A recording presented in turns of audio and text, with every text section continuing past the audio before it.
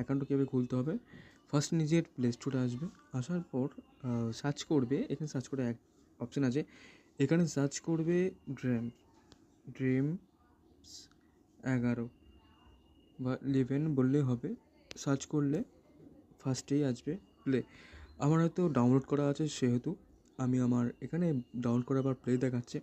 যদি আপনাদের প্লে না দেখায়, ডাউনলোড করে নেবেন, আপডেটে বা ডাউনলোড করে নেবেন। এখানে প্লে ক্লিক করলাম, আসার পরে অ্যাকাউন্টটা প্রথমেই একটা ব্যাকগ্রাউন্ডে এরকম খুলবে। খোলার পর এখানে ফোন নম্বর অবশ্যই দিতে হবে, না হলে আপনার এই ড্রিমস 11 লেভেলে 11 খুলবে না অ্যাকাউন্টটি। তো এখানে আছে ল্যাঙ্গুয়েজে ইংলিশ, হিন্দি এবং মারাঠি আছে। এইখানে আপনার পছন্দ মতো, আপনি যদি হিন্দি জানতেন তো হিন্দি টাচ করবেন, আর যদি আপনার ইংলিশ চয়েস পছন্দ হয় তাহলে আপনি ইংলিশ চয়েস করতে পারবেন। এখানে কন্টিনিউ করবেন, করবার ড্রিমস আবার সেই গোট স্টেটে করতে হবে। আসার পরে এখানে মোবাইল নাম্বার দেখতে পাচ্ছেন, এই মোবাইল নাম্বার এখানে টাচ করে আপনি মোবাইল নাম্বার ক্লিক দেবেন।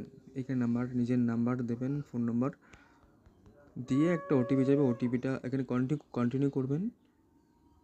করার পর অলমোস্ট আরে ব্লেসড এন্টার ওটিপি সেন্ট, এই নাম্বার আমি যে ফোন নাম্বার ইউজ করছি, আমি যে ফোন নাম্বারটা সেভ করলাম সেই নাম্বারটা অলরাইট। তো ওটিপি দিয়ে দেওয়ার পর এখানে টাইপ করে পেস্ট করে দেবেন। করার পরে যে খুলে গেল আমার এই অ্যাকাউন্টটা।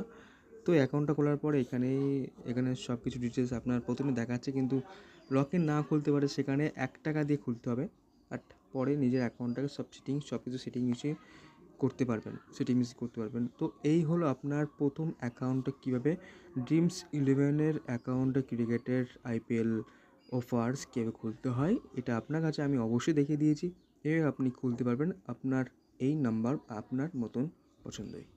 তো এই হলো আপনার প্রথম রিপোর্টিং। তো আসলে লাইক, কমেন্ট এবং সাবস্ক্রাইব করবেন। Thank you.